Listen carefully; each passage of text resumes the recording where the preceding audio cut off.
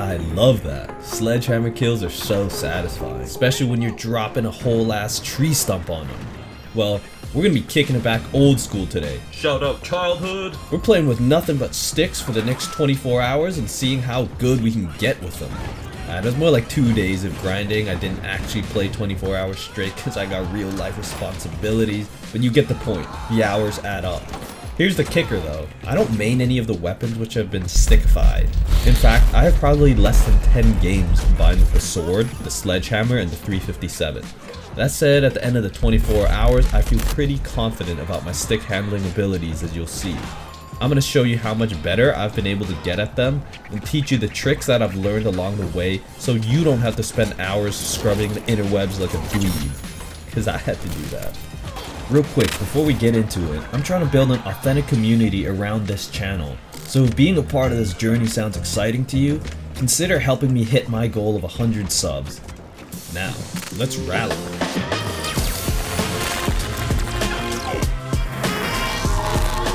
Chapter 1, Stump-Hammer Chronicles. It's about 5:55 AM and I'm starting out with my most unfamiliar loadout, the heavy stump on a stick. My first impression of the hammer is that it feels really satisfying to use. Animations and damage make it feel weighty and powerful. You know that the developers really emphasize the importance of making this thing feel unique by making sure it delivers on that feeling of the impact and the pure raw power. That said, the sound they assigned to this skin makes it a little underwhelming as it does not match the visual weightiness of it.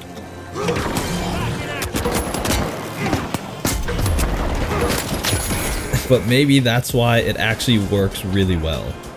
Hey, where's our other teammate? Not with team. Great. Besides that, I don't find it overtuned or underpowered, especially outside the hardcore competitive scene. Picking up a melee weapon in a first-person shooter did not come naturally to me. But fortunately for me, what I lack in muscle memory and knowledge of the melee playstyle, I can make up for in game sense and awareness.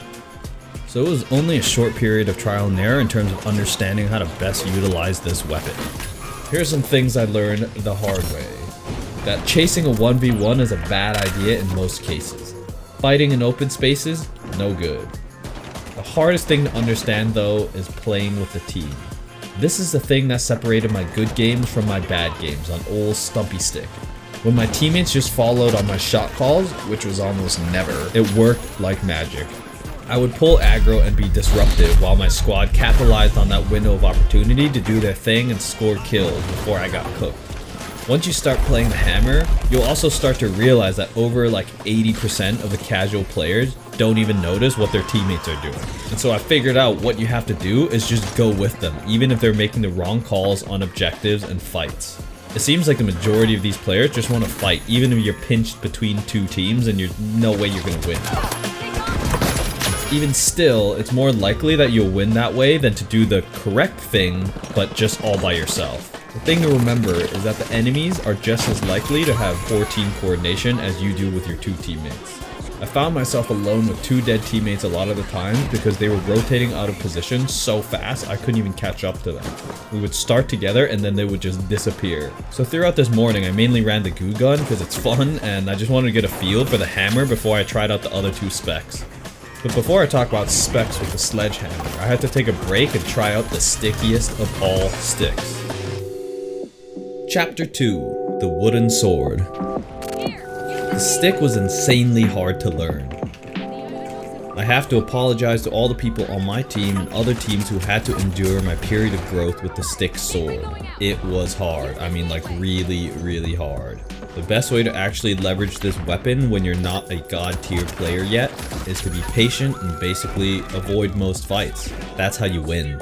But playing that way doesn't get you good clips, so I went through hell and back for y'all to give you a little something more interesting to see. This was tough for me because you have no health as a light, and besides learning this extremely nuanced weapon, I had to also learn how to use dash and really step up my movement game. You can really get away with bad movement if you've got good aim with a gun. To be honest though, playing stick actually made me a better overall player, which translated really well to playing the hammer, because I had to spend time focusing on movement and literally juking bullets with the sword. To play the sword well, you have to learn to squirm into people's blind spots and freaking zoom behind them again when they snap around. It's timing plus movement. It was not easy, but man, when you get a few good kills, it feels amazing. I tried a good palette of gadgets, and this was the build I ended up preferring about 90% of the time with this pokey stick. I went stun gun to help lock people down or get away, grenade for the range damage and defending objective, and vanishing bomb for the escape or initiation. To get value for my team while playing stick, I realized that this is the mindset I needed. If I'm going to engage, how can I get at least one kill and get away without dying? And the decision for whether I should even engage should be, will this help us win objective? If the answer is no, then you should just hide out and try to set up a third-party situation in order to create a more favorable scenario. Alternatively, just wait till a better window of opportunity opens up and push objective then. That said, I found myself not in the position to follow that plan because my teammates were always trying to pick fights and I just had to help them the best I could. Chapter 3. The 6-stick 6-shooter. Yes, this one hits for me. It's a little closer to home. Much smaller of a learning curve for show. This particular skin gave me a good reason to finally pick up and learn the 357. This is much more within my zone of comfort. Wasn't super easy though. I still had to put in some work to understand how to best utilize this gun. It takes proper concentration, especially because I'm no bueno with the iron sights.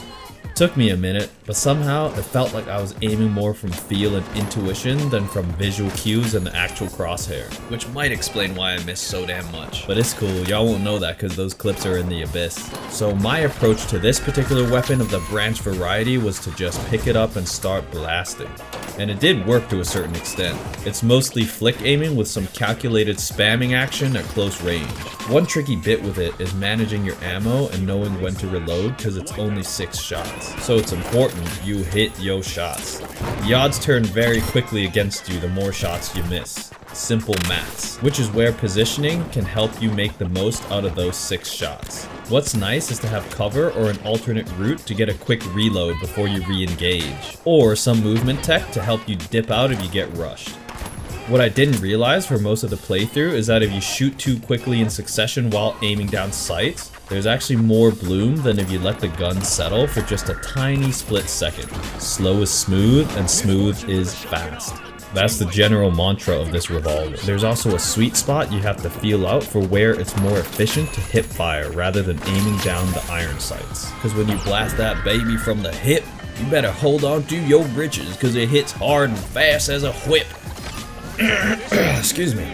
Oh, got a little too into it there. I think I blacked out. Fortune favors the bold, Scotty. We've made it. I made it. You made it. We done did it.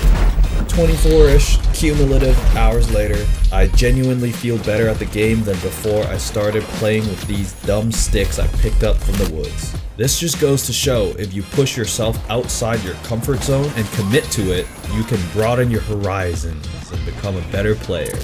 A better person even. I feel enlightened. You know, whatever, it's just a video game.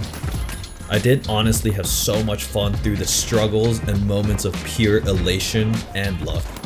I hope you were able to enjoy the fruits of my labor. Oh, I'm not stopping with my nature puns and analogies now that I'm starting to drift into insanity, because this was so much more of a physical and emotional journey than I was able to show to you. You're an absolute champion if you've been able to stick it out this far in the video.